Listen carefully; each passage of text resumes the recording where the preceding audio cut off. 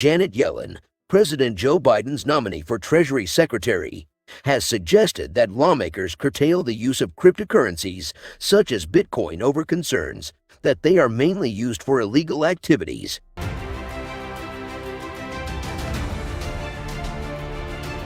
Yellen's comments suggested the new Biden administration could be hostile to cryptocurrencies and ramp up regulation. Watchdogs around the world, from the European Central Bank to the UK's financial regulator, have recently expressed concerns about cryptocurrencies like Bitcoin. Senator Maggie Hassan asked Yellen during her confirmation hearing on Tuesday about the dangers of terrorists using cryptocurrencies. Major investors have expressed similar worries. Warren Buffett said last year that Bitcoin has been used to move around a fair amount of money illegally. He said investors should go short suitcases, as criminals would no longer need them to carry cash. Cryptocurrencies are digital currencies that have no physical form and are not controlled by a centralized authority such as a central bank. This means they are largely unregulated and untraceable, making them appealing to criminals. But crypto advocates say the lack of central control makes them attractive in other ways. For example, they argue that Bitcoin can protect against the debasement of national currencies when central banks launch huge stimulus programs. Bitcoin bulls are hugely excited by the recent jump in the cryptocurrency's price. The king of crypto is the base layer for an emerging alternative financial system, said Paolo Ardoino, the chief technology officer at the crypto exchange Bitfinex. Bitcoin is providing a solid foundation for a staggering array of projects, some of which will fundamentally change the nature of money by the end of the decade. Ardoino added, regulators have urged caution. Earlier this month, the UK's Financial Conduct Authority said that people who invest in cryptocurrencies like Bitcoin and Ethereum could well lose all their money. Love it or hate it, Bitcoin is having a moment.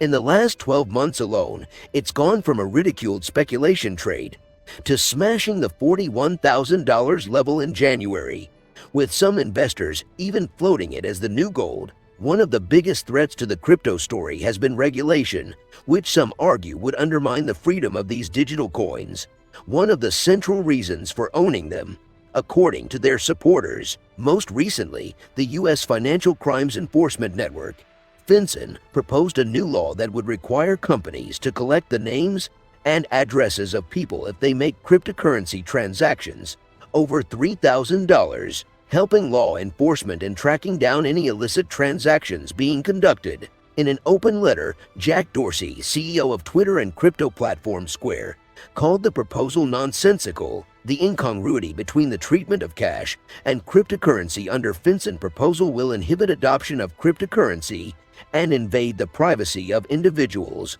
Dorsey wrote. Gemini, a crypto exchange platform founded by Tyler and Cameron Winklevoss, also wrote an open letter expressing a concern over the substance of FinCEN proposed rule regarding unhosted wallets and the process by which it is being rolled out. Our position is definitely that we consider that the review period for the FinCEN legislation was far too short and veered on the side of rushed.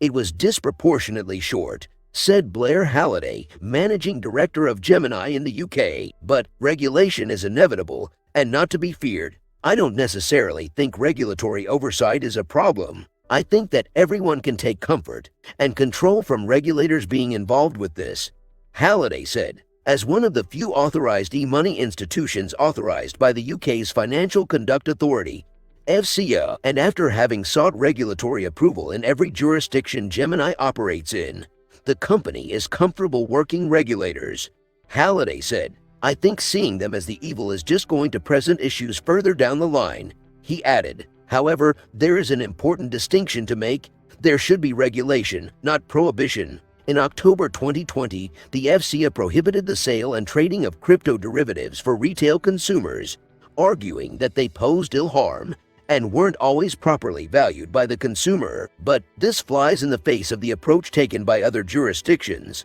Halliday said, pointing to proposed changes to existing European Union regulations. The EU's approach will provide oversight, making sure companies offering services have the right regulatory controls, which is more appropriate than to prohibit, Halliday said. It is important that consumers are protected, but consumers just need to be aware of what they're getting into, but also allowed to make the investment choices that are right for them. He explained, adding that new laws should not stifle development in the space. Gemini are excited about the UK market, but the financial securities regulator will need to create a viable market for the crypto space, he noted. Meanwhile, U.S. Representative Maxine Waters, who chairs the powerful House Financial Services Committee, wants President Joe Biden to rescind or monitor all of the cryptocurrency-related guidance issued by the Office of the Comptroller of the Currency. Waters' comments in a letter follows weeks after fellow Democrat members of the House Financial Services Committee criticized the OCC's crypto-related actions during the COVID-19 pandemic. It also comes days after those same members introduced a bill that would require stablecoin issuers to seek bank charters and secure regulatory approval to issue tokens. In this light, Waters' action is bound to be seen as part of a coordinated effort to impose more severe regulatory oversight on stablecoins, if not all cryptocurrencies, as a way to undo what she termed the harm of President Donald Trump's administration. As you begin to carry out the mandate given to you by the American people to restore trust in the federal government, I would like to highlight several areas where you and your team should immediately reverse the actions of your predecessors, she wrote. In her letter, Waters called on Biden to rescind guidance by the OCC that national banks may hold stablecoin reserves as a service to bank customers. Waters also is recommending similar guidance by the OCC that allowed federally chartered banks and federal savings associations to provide cryptocurrency custody services for customers be rescinded. Under a section on financial stability, Waters wrote that the Financial Stability Oversight Council and Office of Financial Research should publish their analysis on developments and the existing regulatory framework around digital assets and distributed ledger technology. If Waters and the three Democrat sponsors of the bill, Rashida Tlaib, Jesus Chuy Garcia, and Stephen Lynch, are indeed intent on rolling back the OCC's pro-crypto guidance as a way to undo what they perceive as Trump's legacy. Nevertheless, some of the President Biden's biggest donors have strong ties to crypto. Silicon Valley has a lot of influence in Democratic Party circles, and Wall Street has its hands in both parties' pockets.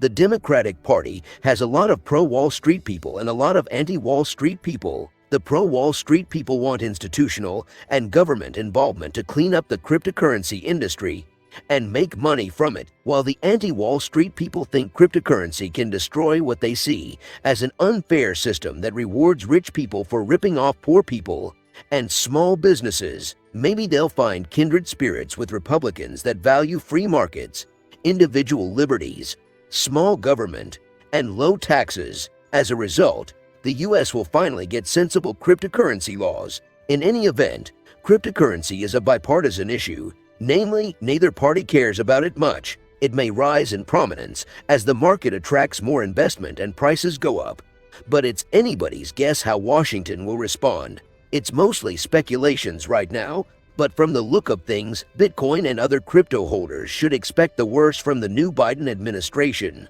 In that case, they will not be disappointed if everything goes south.